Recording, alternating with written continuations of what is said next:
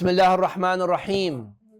Please paying attention. With logic, one of the things that we, of course, are looking into now towards the end of logic is the craft of fallacy. And fallacious arguments are not only very deceitful, but very dangerous as well. And that's why you have to make sure that you know what a qiyas mughalati is, so you will quickly be able to pick up on a fallacious argument. Now, logic is all about this. It's all about deciphering words and sentences and arguments, either verbal or mental. Either these mashakil, these problems, are problems in the arguments, yani verbal, oral problems, things that are being said, the lafzi, or they are ma'nawi. Ma'nawi here, of course, when we say ma'nawi, it doesn't mean spiritual, it means mental. Yani, in their process of thinking, they fall into a lot of mughalata. And that's why another word for mughalata is deceit. How do you spell deceit? D-E-C. Okay.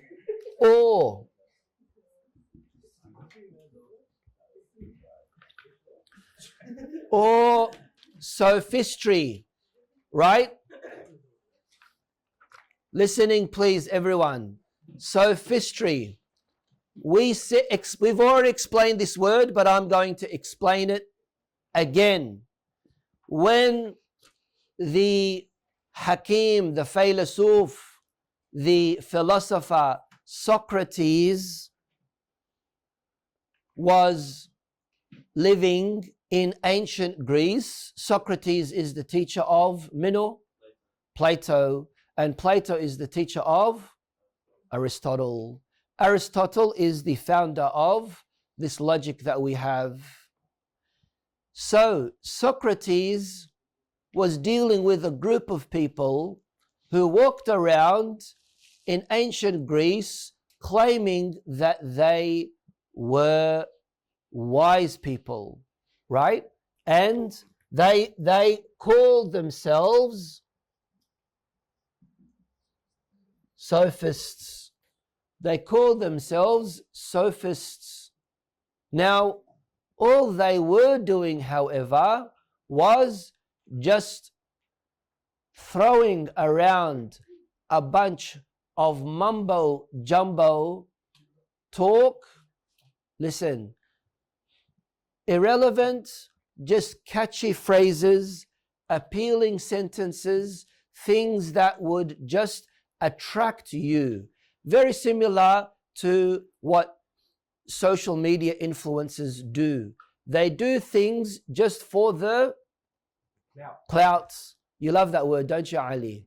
Right? Or for the followers or for the likes or whatnot, like Modine and Ma'adri Mino, these people. So what these people were doing was they were acting all sophisticated. That's why when we say sophisticated, in most cases, we don't use it in a nice way. We use it in a very condescending, negative way. Look at this guy, he's acting all sophisticated. That's where sophism comes from. In Arabic, if someone just brings together a bunch of words, right? We say safsata, ami safsat haki, safsata. And safsata also comes from that as well, from Sufista'iyya. That's what they're called in Arabic, as-Sufista'iyya, right?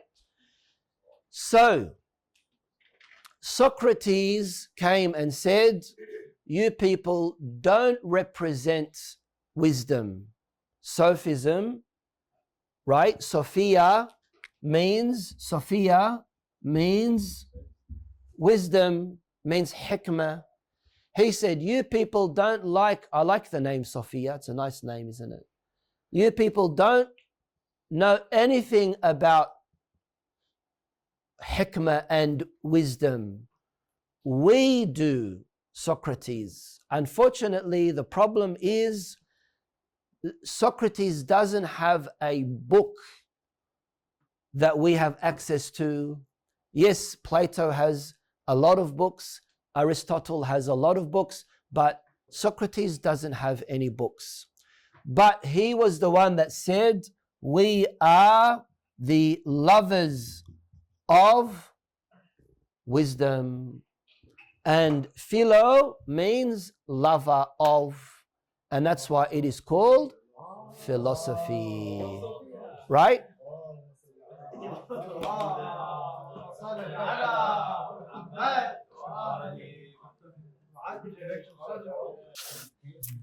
Okay. Okay. So, when we talk about mughalata,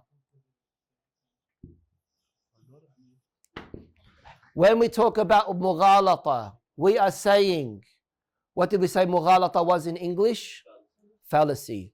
We're saying that you are using qiyas, you are using syllogistic arguments, either verbal or mental, but you're misplacing things and you're misinterpreting things and you are misusing things, either intentionally or unintentionally. Either intentionally or unintentionally. Like using a word that has more than one meaning, right? Like saying, put your money in a bank. A river is called a river bank, therefore put your money in the river bank.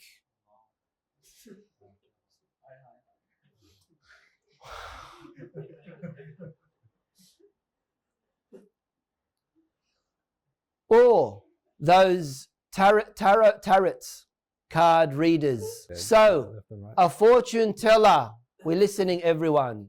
A fortune teller comes in the presence of the king and he sees in the crystal ball that this king, he's going to lose his throne. So he says to the king, there will be a king who loses his throne this year. This king gets happy. So, oh, alhamdulillah, because that king, my enemy, right, my rival, he's going to lose his throne. Not knowing that this could also be applicable to him. Or illusions, optical illusions. That's also another example of mughalata. Why? Because mughalata is you assuming something which isn't the case, or you understanding something which isn't the case, or you seeing something which isn't the case, right? So when you read those star signs and it says something good is going to happen to you this month, and you say, yeah, that's right, man, I've got an invite and this and that, or you're going to be receiving something this month, right? Or someone by the name of N will be entering into your life. Or these kind of I'm not denying that there are usage of these kind of occult sciences that get information through jinn and black magic and things like that. That definitely happens. Or some people who, after reading Finjan Ahwi, Lebanese people have that a lot. Do you know what that is, Mehdi? They read the leftover from a coffee cup, right? Or or any other ways, not denying that these kind of things happen. That's why you have to be very, very careful who you give your information to, your name or your mother's name to. I was in Mashhad al-Muqaddas once, this was many years ago, and you got these ladies, village ladies, very rural ladies sitting around the haram of Imam al-Rida salamullahi alayh, and they ask you to pick a paper and they read your fortune for you, right? But they will ask you for your name and your mother's name, which is what these kind of people do. If you give them your name and your mother's name, and then they ask you for the scammers bad, they ask you for a large sum of money and you refuse or you decline, they'll threaten you with black magic. And they already have what is needed for them to do that. So you don't give them your mother's name, especially your mother's name, okay? These things do exist. But in general, that's why mughalata comes from the word ghalat. And what does ghalat mean? Wrong, right? Because in principle, it is wrong. Start reading, Amir. What's wrong? From important note. Yes. Important note. It is necessary that we know that Burhan... Where are you going? Me? Yeah. What page? Sheikh told me 60. So I said 61. Anyways, my bad. Fallacious syllogism, sophism. This is a syllogism formed of propositions that seem similar to certainties, yaqiniyat, for the purpose of luring and delusion, or in order to test. If it is formed of confusing premises, mushaghabat, which are propositions that are similar to the generally accepted mashhurat, it is called a confusing syllogism, al-qiyas al-mushaghabi. Note, the word sophism, falsafa, is composed of two words. Safsata is composed of two words. Sophia, which means wisdom, and estes, which is to act. So it means to act wise. It is wisdom because it resembles demonstrations, but it is deceiving because it is opposite to reality. There are two kinds of fallacious syllogisms: wrong, ghalat, or disproving, taghlit. Disproving can be used for two purposes. First is praised, similar to what is done in exam, and it is called syllogism. Second is unpraised, and it is intended to cause confusion. Okay, so now another form of fallacious arguments, as I said, sometimes it's in the form of a qiyas, sometimes it's in other things as well. Mathalan, when I'm talking with you and we are debating on a subject, I raise my voice and I move my hands around a lot. That, of course, makes me look more intimidating, and you think that this person has more truth to what he's saying because he's more passionate because of his raising of his voice and his using of his hands and things like that. So you say, wow, this person must be right because he is loud, eloquent, and also very passionate about it, right? So that's why we say, just because you are, loud doesn't make you right, or just because you're screaming doesn't make me wrong and you right. But that's also another way to destabilize, everyone listening, to destabilize your opponents. When you become intimidating and you're raising your voice and you're shouting, your opponent becomes very confused, maybe at times even scared, forgetting what it is that they want to counter argue with you as well, Write these down very, very quickly. Number one is straw man fallacy. Number two,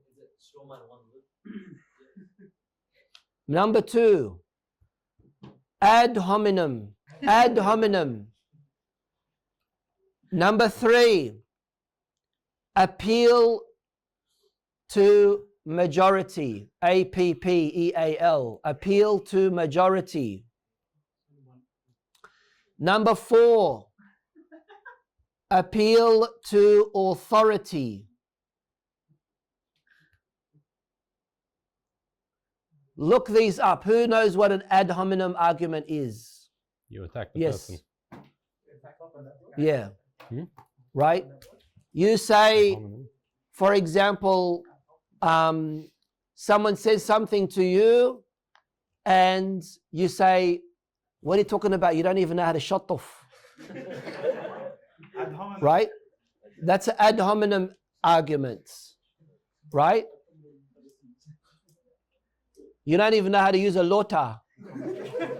That's what shut off means. Right? That's an ad hominem argument. Okay? Anyway, look up the rest. They're very useful and very good. Okay? Now, fallacy. When Donald Trump, مثلا, he says democracy, freedom, right? Or someone here, you say to them, like, you tell them to do something that they say it's a free country. Their understanding of it's a free country is different to your understanding of a free country. Freedom, democracy, right? Rights. When people say rights, Netanyahu, for example, is talking about rights, and he had this statement where he used the famous slogan, Zan Zindagi Azadi. He used that, I think, last week or the week before. Women, life, freedom. He said it in Farsi. He was addressing the Iranian people, right? Rights. What does it mean by rights? Your understanding of rights is categorically different to my understanding of rights. Okay? Carry on, Amir. Reasons for fallacious syllogism. The unpraised fallacious syllogism has three reasons. 1. Weakness of distinguishing and prevalence of delusion, wahm, either because of weakness in intelligence or not having proficiency in rational sciences, which leads to falling into unintentional error. 2. Fanaticism. Some people want to believe what they would like to believe in. What does fanaticism mean? تعصب. يعني you are arrogant and extreme in your view, and خلاص, you're closed door. You don't want to argue about it in any way, right? Some people want to believe what they would like to believe in, so they believe first and then try to prove their previously established beliefs. 3. Fame. Showing off or seeking wealth and status, which is what the sophists done in ancient Greece. The first and second kind are from the reasons of wrong, and the third kind is from the reason of disproving. Okay, so 1 and 2, they are wrong, right? Number 3 is wronging the other. So just because you are famous doesn't make you right. Just because you have popularity and you have thousands of subscribers to your YouTube channel doesn't make you right. Right? Fanaticism, ta'assub, khalas. I don't care what you say. Umar is khat ahmar. He's red line. You can't cross it. Right? What about this? What about what he did? What about what Aisha did? What about this? What about that? Any of these topics. Right? Wazwan is the best dish in the world. Doesn't matter what you say. Wazwan, number 1. Yalla, quickly. Oh, it's 37, man. The benefit of studying fallacies. All right, we'll stop here. Yeah, Alhamdulillahi Rabbil Alameen.